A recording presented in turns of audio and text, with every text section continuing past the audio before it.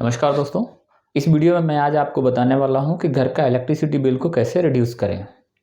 हमारे घर में जो मंथली खर्चे होते हैं उसमें इलेक्ट्रिसिटी बिल का एक बहुत बड़ी हिस्सेदारी है।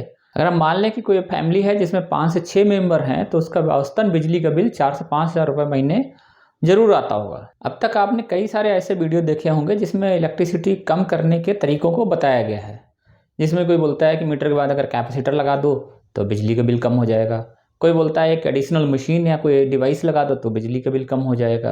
हो सकता है ऐसी डिवाइस लगाने से बिजली का बिल कम हो जाता हो, लेकिन मैं ऐसी कोई डिवाइस को रिकमेंड नहीं करूंगा कि आप मेन सर्किट में लगा दें। इलेक्ट्रिसिटी हमारे घर की सेफ्टी से जुड़ा हुआ फैक्ट्स है, तो हम ऐसी कोई भी डिवाइस रिकमेंड करने वाले नहीं हैं। ऐसी टेक्निक का लोग इस्तेमाल करते हैं जिससे कि वो बिजली का बिल कम कर पाते हैं। आज मैं आपको ऐसी ट्रिक्स बताने वाला हूँ, यही नहीं विदेशों में भी लोग इस्तेमाल करते हैं और उस ट्रिक्स को इस्तेमाल करके बिजली का बिल बचाते हैं। अगर हम अपने घर के पूरे लोड को मैप करें तो हम पाएंगे कि हमारे घर में 2 तरीके के लोड हैं।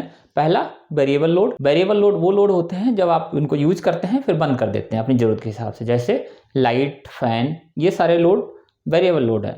दूसरे तरीके का लोड वो लोड है जो फिक्स लोड है, जो लगातार चलता रहता है, जैसे रेफ्रिजरेटर। तो हमारे घर में 2 तरीके के लोड हो गए, एक फिक्स लोड, दूसरा वेरिएबल लोड। यहाँ पे हम आगे बढ़ने से पहले कुछ एक टेक्निकल टर्म्स को समझ लेते हैं कि यूनिट होता क्या है। तो एक यूनिट जो है वो 1000 वाट पर आवर के बराबर होता है। मतलब अगर आप 100 वाट का बल्ब 10 घंटे जलाएंगे तो वो 1 यूनिट बिजली कंज्यूम करेगा। अब हमारे रेफ्रिजरेटर का स्ट्रक्चर अगर देखें तो उसमें एक कंप्रेसर होता है, इवापोरेटर होता है, कंडेंसर होता है और भी कई सारी चीज़ें होती हैं। तो जो हमारा रेफ्रिजरेटर लगातार चलता रहता है तो इसका मतलब है कि हमारा कंप्रेसर भी लगातार चलता रहेगा। और एक मीडियम साइज के रेफ्रिजरेटर में कम से कम 200 वाट का कंप्रेसर लगा होता है। तो इसका मतलब है कि रेफ्रिजरेटर अगर 5 घंटे चल गया तो वो 1 यूनिट बिजली लेगा। अगर रेफ्रिजरेटर को 24 आवर चलना है और 5 घंटे में 1 यूनिट बिजली लेता है तो ऑलमोस्ट ये 5 यूनिट बिजली डेली कंज्यूम करेगा। अब आप इसको देख लीजिए, पर यूनिट के हिसाब में मल्टीप्लाई कर लीजिए कितना पावर कंज्यूम कर रहा है आपका रेफ्रिजरेटर।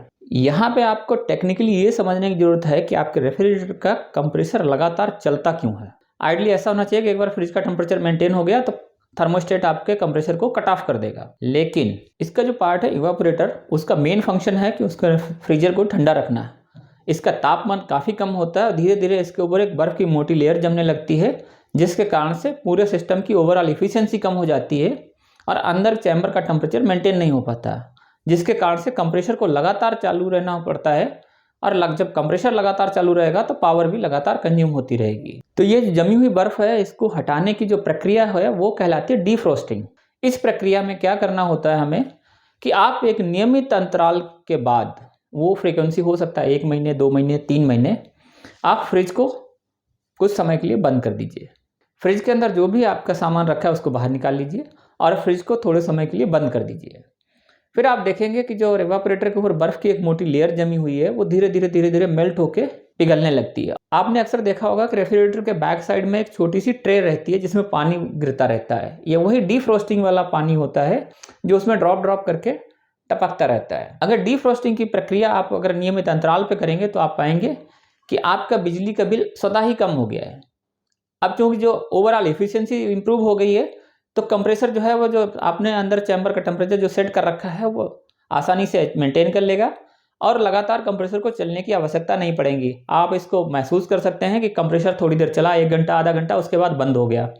फिर जब आप डोर खोल लेंगे उसका टेम्परेचर बढ़ेगा, फिर दोबारा ऑन होगा, जो चैम्बर का टेम्परेचर जो है वो मेंटेन रहेगा। ये जो डीफ्रोस्टिंग की प्रक्रिया है ये बहुत ही आसान है। इसको आप 1-2 महीने के अंतराल में करते रहिए और आप देखेंगे कि अगर आप आज से चालू करेंगे तो आप देखेंगे कि अगले 1 महीने में ही आपके बिजली के बिल में फ़र्क आ जाएगा। आप ये सुनिश्चित कर लें कि आपके जो रेफ्रिजरेटर के पीछे बैक साइड जो वाटर कलेक्टर ट्रे लगी हुई है, जो डीफ्रोस्टिंग का वाटर इसमें इकट्ठा होता है, आप उसको भी हटा दीजिए किसी गीले कपड़े से या टॉवल से या किसी चीज़ से, उसको निकाल दीजिए, उसको साफ रखिए, क्योंकि वो कंप्रेसर के पास में होती है। अगर उसमें पानी भरा रहेगा तो कंप्रेसर की हीट से वो वाटर भी इवापोरेट होने लगेगा और आपके रेफ्रिजरेटर को फिर से खराब करेगा। तो आप उसमें से ये सुनिश्चित करें कि पानी को इकट्ठा होने ना दें।